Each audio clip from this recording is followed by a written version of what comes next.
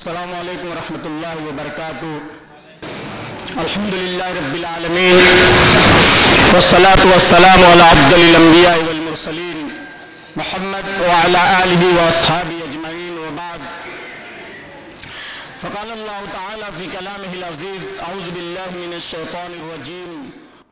وما خلقت الجن والانس الا لیعبدون، وقال فی موضع آخر من کتابہ العزیز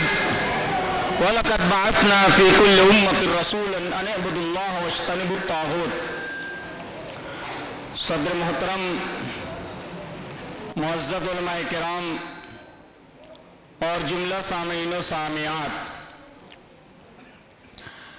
آج کا یہ اصلاحی اجلاس نوجوانان ملت اسلامیہ دومن پورہ ظفر نگر مئو کے لوگوں کی طرف سے منعقد کیا گیا ہے، جس کی صدارت فضیلت الشیخ مولانا رفیق احمد صاحب سلفی حفظہ اللہ و تولا، استاد جامعہ اسلامیہ فیض عام مئو فرما رہے ہیں۔ میں سب سے پہلے اپنے ان بھائیوں اور نوجوانوں کو مبارکباد پیش کرتا ہوں جنہوں نے اس اصلاحی اجلاس کا اہتمام کیا اور اسے کامیاب بنانے کے لیے بڑی جدوجہد اور کوششیں کی۔ اللہ رب العالمین سے دعا ہے کہ پروردگار عالم ان کی اس مخلصانہ کاوشوں کو قبول فرما کر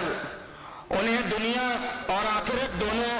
جہان کی کامیابی و سعادت سے ہمکنار فرمائے۔ معزز سامعین، خطبہ مسنونہ کے بعد میں نے آپ لوگوں کے سامنے دو آیتیں تلاوت کی ہیں۔ پہلی آیت میں اللہ تعالیٰ نے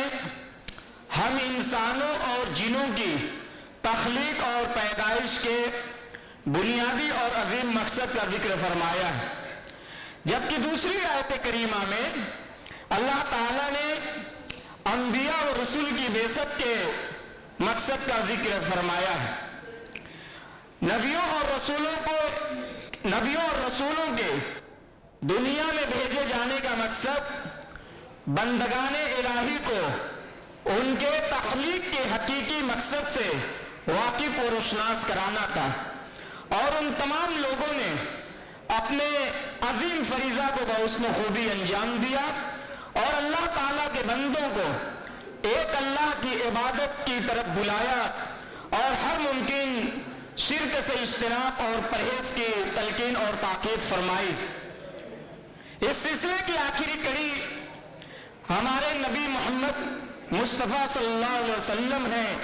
جنہیں اللہ رب العالمین نے خاتم الانبیاء والرسل بنا کر اس دنیا میں مبعوث فرمایا، اور آپ کو کسی خطے اور کسی قریے کے لیے مخصوص نہیں کیا، بلکہ آپ کو اللہ رب العالمین نے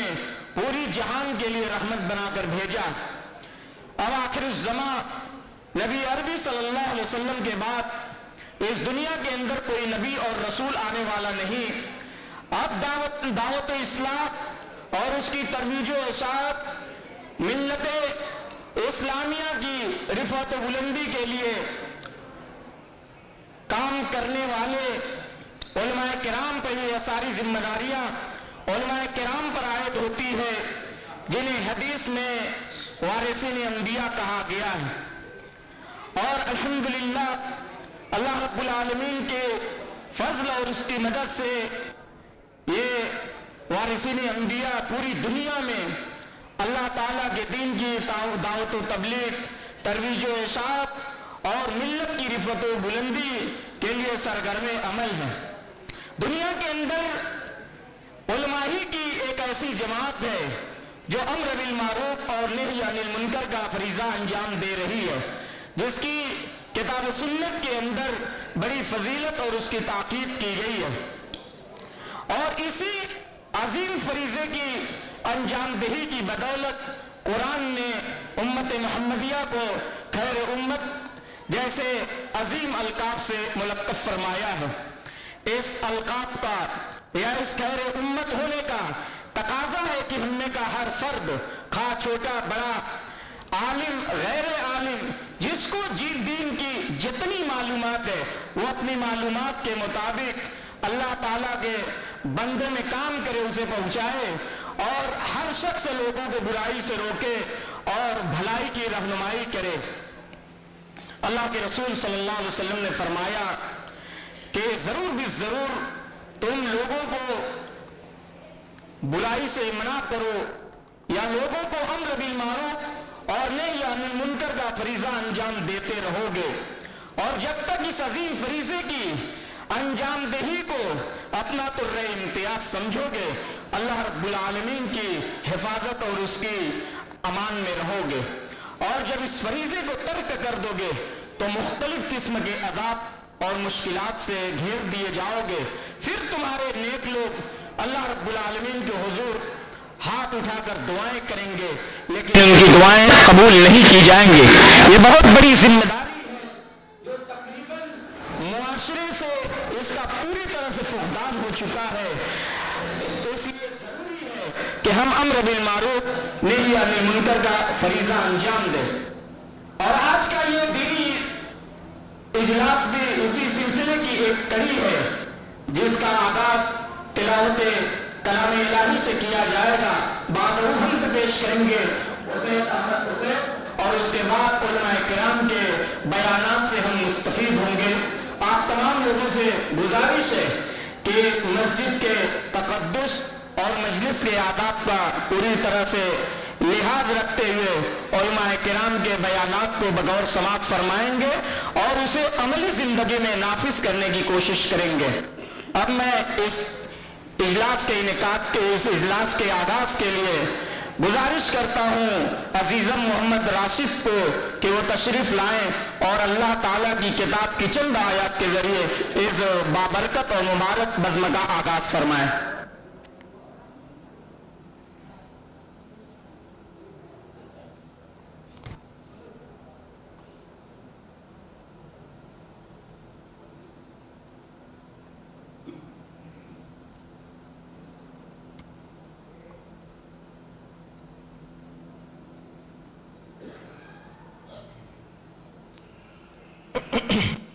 السلام علیکم ورحمۃ اللہ وبرکاتہ۔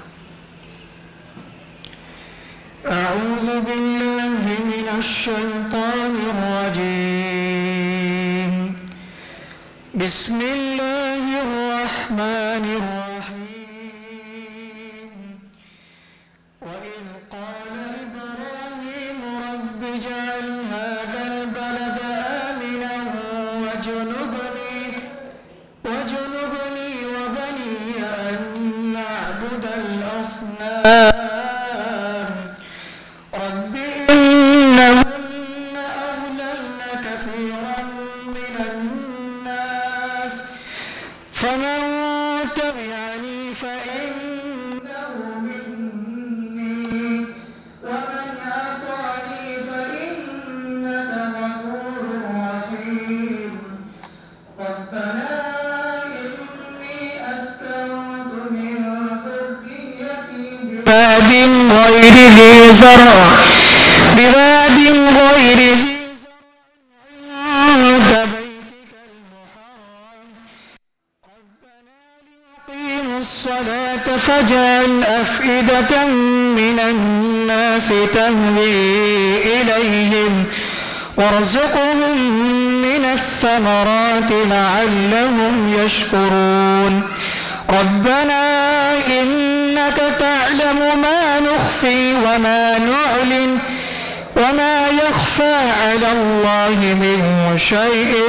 فِي الْأَرْضِ وَلَا فِي السَّمَاءِ الْحَمْدُ لِلَّهِ الَّذِي وَهَبَ لِي عَلَى الْكِبَرِ إِسْمَاعِيلَ وَإِسْحَاقَ إِنَّ رَبِّي لَسَمِيعُ الدُّعَاءِ رَبِّ اجْعَلْنِي مُقِيمَ الصَّلَاةِ وَمِن ذُرِّيَّتِي رَبَّنَا وَتَقَبَّلْ دُعَاءِ